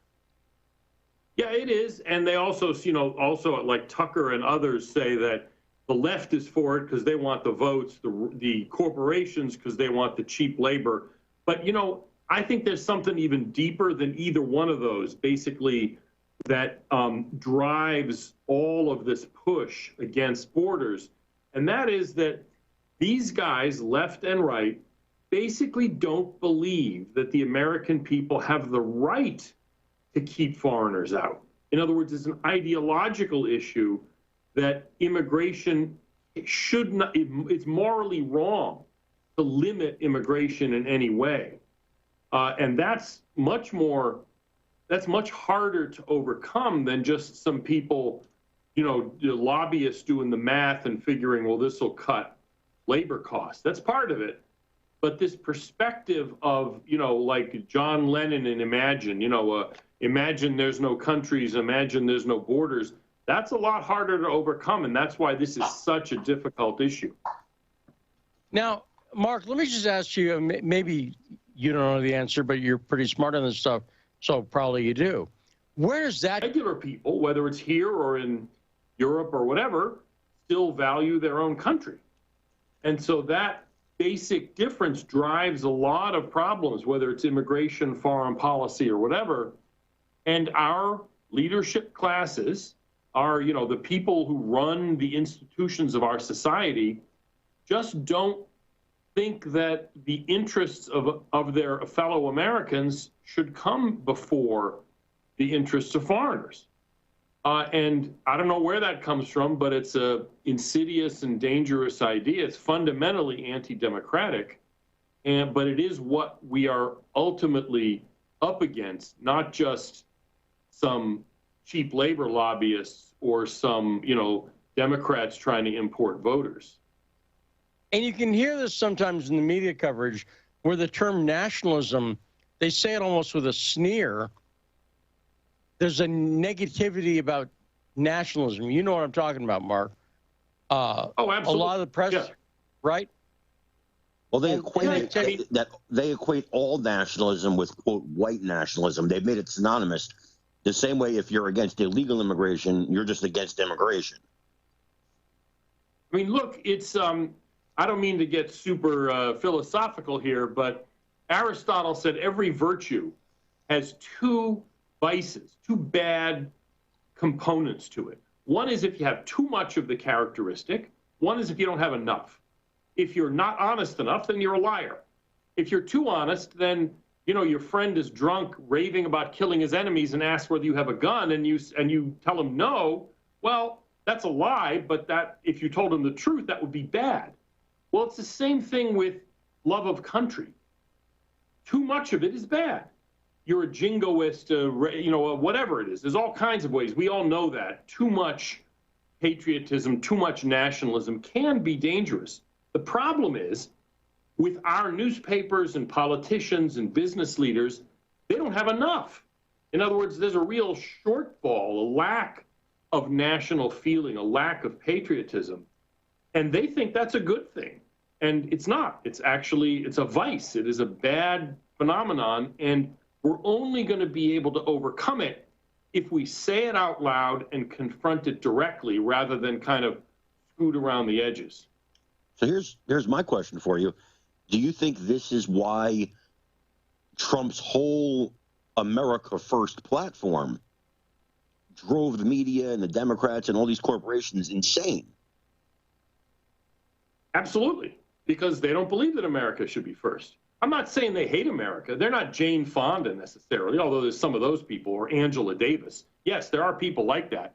But for the most part, the people working at the New York Times and CNN and all the rest of it, as well as Google and whatever, it's not that they hate America, it's that America is just another place to them. They get a better offer, they'll leave. They don't care. And that's just not, those are not the people it's not that you want to them, determining the direction of your society. Yeah, America is not exceptional to them.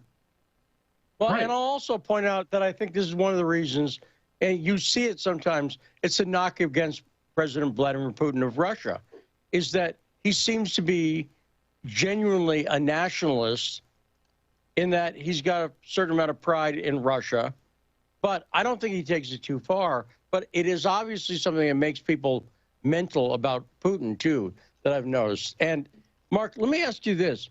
With the current focus from the Biden administration on voting rights, they're saying, we played the tape before, how they're using a phrase, voting rights.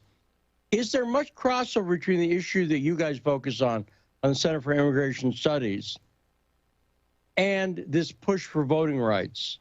Do you see much crossover there between those issues, Mark Krikorian? Not necessarily. There's some. For instance, you know, there are some non-citizens who do register to vote and sometimes vote. But the numbers aren't that big, honestly. And most non-citizens who register because of our stupid motor voter law. So they go to get a driver's license, and the bureaucrat gives them a piece of paper to register to vote. And they figure, well, this guy works for the American government. That must be okay then. So you know, to the extent there's a problem, it's really more with us, and that we allow this to happen. We almost dupe these hapless non-citizens into registering to vote. The overlap comes in the people involved. In other words, the same people pushing to water down voting rules and make it easier for people to cheat are also the people who want the borders to be open. So even though the issues are separate, I think the people, basically, they overlap, because both of those pushes, both of those political agendas reject rules and limits and borders. And so it's the same thing, even though I don't think the two issues are that intimately connected. No, that's a good point. And the overlap, I've certainly noticed that. And Mark, let me ask you one thing related to that. So you talked about the number of people who vote, but in New York City right now, they're making it so non-citizens will be able to vote in I want to be clear on this, because I think it's bad enough on its own where I don't need to get the facts wrong. This is for local elections in New York, right? But yeah, because it's illegal in federal elections, but they can do what they want in state elections. Right. And so what they're allowing is people who are here, including dreamers, but also people who maybe are here illegally but are working, right? So what's going on with that, with the laws allow non-citizens to vote? Yeah, this New York City law says that any non-citizen who has work authorization, has a work permit from the federal government can vote. So that would, in other words, in city elections, for mayor, for school board, that kind of thing. That's something like 800,000 people that would cover. So it's a lot of people. And the interesting thing is, this isn't just people who have green cards. In other words, those people can become citizens if they're here long enough and take a few tests. It's not that hard. But it also covers anyone who has a work permit. So that means, for instance, like you said, these people with DACA, these are illegal immigrants who were given work permits, but it includes even foreign students. A lot of them get work permits for here while they're students legally. Foreign students, able to vote. There are a lot of illegal immigrants who have been ordered deported, but for whatever reason, somehow or another, they get a work permit. Those people would be able to vote too. So it's a really poorly put together, irresponsible measure, even on its own terms. The new mayor was right to have opposed it before. And I think he just caved and went along with it for political reasons. No, you're 100% correct. He changed his whole tune. Yeah, what are you hearing about that up in that region, Carmine? You're in Jersey, but you're close enough. Yeah, no, I mean, of course, he's being celebrated here for changing his mind. It concerns me, too, because he's supporting some of the stuff from the DA, who's very soft on crime. And this guy ran, being hard on crime. And it's the same thing with the having illegal immigrants voting. It's ridiculous. It's absurd on its face. I mean, I'm on the other school of thought. I think you should have to be a taxpayer to vote. I think you should have to have some skin in the game. But well, absolutely. That's what citizenship is. You're getting skin in the game. That's why we require people to be citizens. You know what? Something like 15 years ago, there was a push to do this in New York City then. And both New York State, the governor, I think at the time, and even the New York Times editorialized against it. They said it's a bad idea. Only citizens should vote. It's not that hard to become a citizen, quite frankly, if you have a green card. And so it's not even just Mayor Adams who's flipped. It's really even the mainstream Democrats, their newspaper, the New York Times and others, used to be against this. And they've basically given up on American citizenship. Now, Mark, not to be Pollyannish, but let me talk about one upside to this potentially. There was a report that came out recently. Ron Johnson, the senator from Wisconsin, put out a report that the number, I think, is 1.7 million people crossed into the country illegally last year. Is that right? Yeah, last fiscal year, that many arrests on the Mexican border, the highest number ever recorded. Now, of that, however, we don't know where about, and correct me if I'm wrong on this, about 600,000 of those people, we have no idea where we are. So maybe this new New York law will help us find some of them. When they show up to vote, we'll be able to find a few people. Maybe I'm just trying to find an optimistic, bright side to this. But yeah, I think that's a real thin silver lining. I don't think that's not much of a benefit. Well, because it's so, I don't know what else to say, shocking. Is it true we don't know where 600,000 people who came into the country illegally, we have no idea where they are? I don't think the number is that high. But the report that Johnson just released, he basically strong-armed DHS to finally tell him some numbers. And one of the specific things that they reported was that they had released about 100,000 illegal aliens who had been arrested at the border. They had released them basically on the honor system, saying that you need to report to ICE when you get where you're going, please. Seriously. And surprise, surprise, half of them just disappeared. They have no idea where they are. They didn't report. And there's plenty of other people we don't know where they are as well. But the fact is, this administration is letting people go into the U.S. and isn't, frankly, all that interested in what happens after the let go. Even if they've been given a court date, if they don't show up, who cares? They're not going to go looking for them. Mark, here's a question for you. I remember Hillary Clinton. I remember President Obama. I remember Schumer speaking about we need to control our borders. We need to have legal immigration. You're talking about just in New York, it changed. No, it changed. The entire Democratic Party has changed on this in a matter of, I don't know, what, a decade? What do you attribute that to?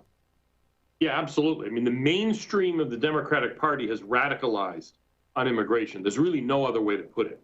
And actually, since today is the day Harry Reid is lying in state in the Capitol, I don't think it's any disrespect to the dead to point out that some almost 30 years ago, he introduced legislation to cut legal immigration by 2/3, to end automatic citizenship for children born to illegal aliens. He was a real immigration hawk. And, you know, like you said, it's not just him. Hillary is completely switched. They all have. And, you know, this isn't just about Trump. This all started before Trump. Trump's more like a reaction to this development than he was the one who caused it. Right. And I think it's the same thing, as I said, with the media and business leaders and the rest of it. They have become what I call post-American. I mean, there are people in the Democratic Party who basically hate America. Let's be honest about it. But most of them don't. They don't hate America. They just don't love America. It's just another place. And so why would they have, you know, why would they be interested in enforcing laws? Why would they see themselves as having a moral commitment to their fellow citizens that's greater than the commitment they have to foreigners? It's all the same. It's also why they support disrespecting the national anthem, because they think nationalism is silly. Yeah, basically. And so this was always existed on the Democratic side, but it was a fringe phenomenon before. And it's not fringe anymore. This is now the mainstream position that America just, you know, it's not all that important to them. I don't even mean exceptionalism in the sense that they think America's better than other countries. They just don't think that Americans are all that good. That's what all that deplorable stuff is about. And since America's bad and the founding is bad and we're all racist, blah, blah, blah, then, you know, why would they want to defend that? I remember back in the day watching All in the Family, and I remember, you know, Archie saying to Mike, I love this country. And then Mike says, well, I love this country too. That's why I want to change it. I don't know the last time I heard a Democrat say, I love this country. Yeah, me neither. I mean, Obama, believe it or not, was better about this because the party hadn't completely gone off the cliff at that point. I mean, even on immigration, I mean, I yearn for the days of Obama compared to what's going on now. So it's interesting that, you know, for all this stuff about the birth certificate, blah, blah, blah, Obama, frankly, is probably more of a patriot than the people who run the Democratic Party now.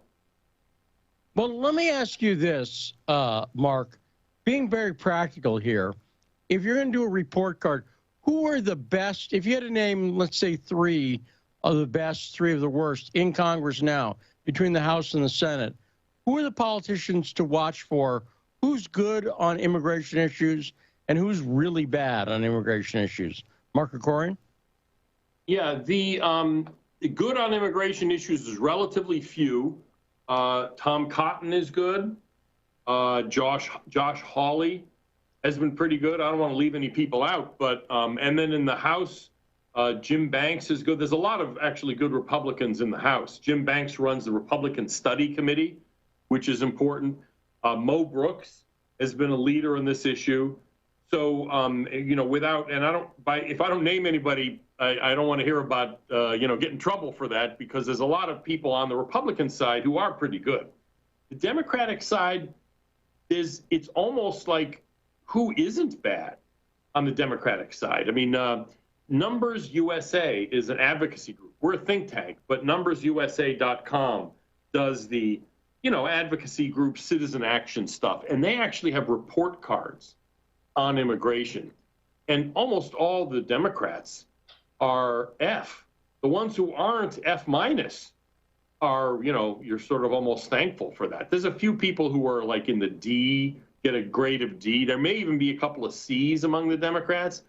But the Democratic Party, it's not like the old days where there were a number of like labor-oriented, union-oriented Democrats who were pretty good, at least on enforcing immigration laws. That's not the case anymore. The unions have given up on immigration. And so the Democratic Party has followed suit, and there's literally nobody. They're all terrible. Start with, Schumer and Pelosi on down. Now, let me ask you this, Mark. This is slightly more controversial, maybe, territory. But in retrospect, honestly, he talked a good game.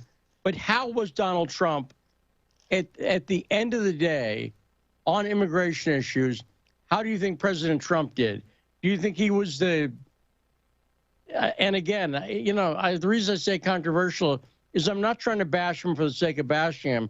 I'm trying to be realistic in retrospect, looking back on the administration. How was the Trump administration, Mark Krikorian? Well, grading on a curve, it was an A, but grading objectively, I don't know, a B- maybe, because, and I say that for several reasons. One is that on personnel, and this was an issue even beyond immigration, the administration just was a mess.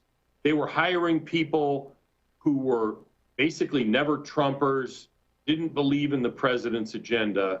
So they did hire some good people, but it took them a long time to get the personnel thing right. So a lot of stuff that could have happened didn't happen. They did do some real good, no question about it. But I think one of the core problems was that President Trump, even now, isn't really a low immigration guy. He's pro-enforcement, obviously, and that's genuine. I mean, the wall and all the rest of that stuff, that's real. He believes that, it's in his gut. He's a normal kind of shoot from the gut person on immigration, on enforcement. But remember when unemployment was really low, the economy was going gangbusters, in good part because of his policies.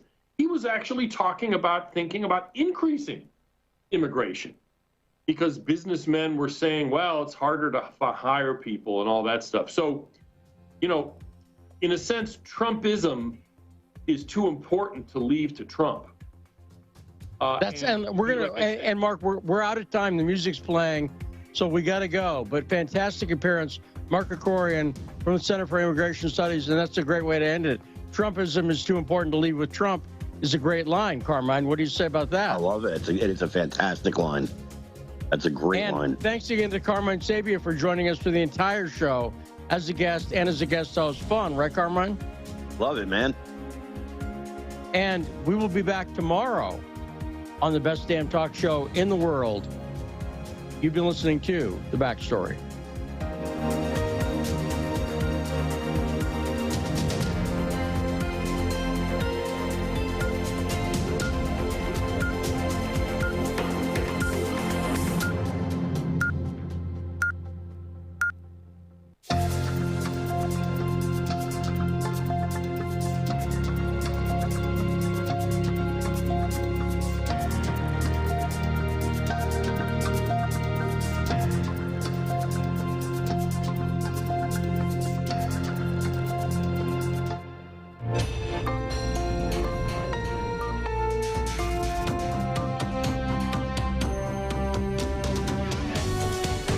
Listening to Radio Sputnik. Telling the untold.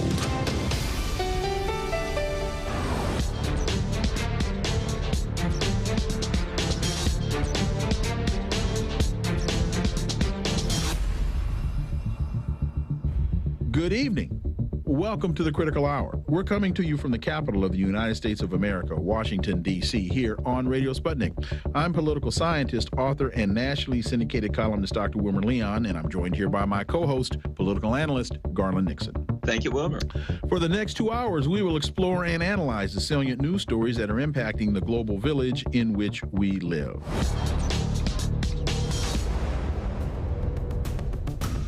TASS reports first meeting of Russia-NATO Council in over 2.5 years begins in Brussels today. The talks mark the second stage of consultations between Russia and Western countries on security. This while Senate Democrats with White House backing unveil Russia sanctions bill. What does all of this mean in the context of the recent U.S.-Russia summit?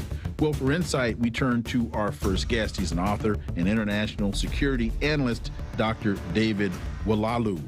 As always, Dr. Oualaalou, welcome back. Pleasure to be with you guys. So, TASS reports the sides refrained from opening statements in Brussels, but the meeting began in a warm atmosphere.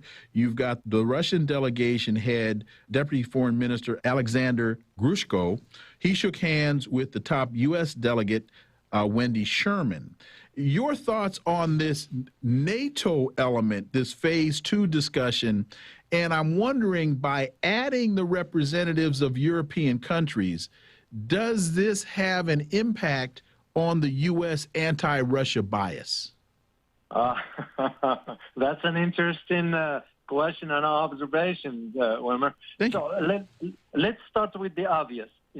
This description about the warm welcome and meeting and all that, that's nonsense anyway. the reason being, because here is the bottom line to it, so thus far, is that the talks were inconclusive, period.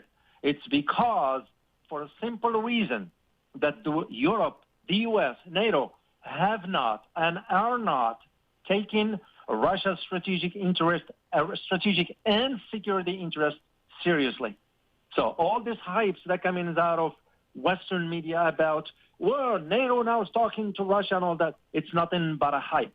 And also because Russia outlined 3 key points, and I'll share them with your listeners. The 3 key points that Russia wants answers to right now in writing are, 1, the pullout of the U.S. nuclear weapons from Europe; 2, the determination of the practice of deploying NATO's conventional forces near Russia's border, okay? And of course, the creation of the military infrastructure. And 3rd is NATO's official refusal to draw Ukraine and Georgia into the alliance. And the West, U.S., NATO, are not willing to answer this. Dr. Oualaalou, what's interesting is going into this, the Russian Foreign Ministry came out and pretty much said, we don't trust the Western side and we don't expect them to be reasonable actors.